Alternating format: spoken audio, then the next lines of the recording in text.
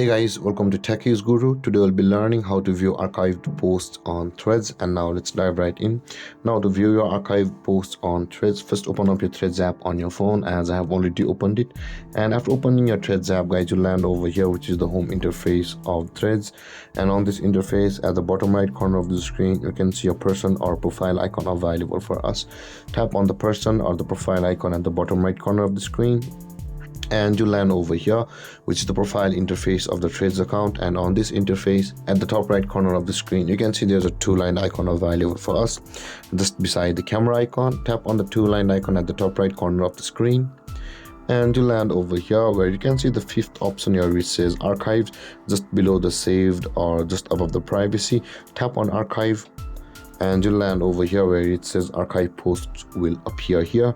And with that being said, guys, any post you had archived on Threads in the past time will be available over here. Since I have not archived any posts on Threads, it's empty, but in your case, if you have archived any posts on Threads, they will be over here. And with that being said, guys, this is how to view archived post on Threads. And if you have any confusions or questions regarding your topic, feel free to comment in the comment section below, and don't forget to like, subscribe, and hit that bell icon for more videos. Thank you for watching, guys. Peace.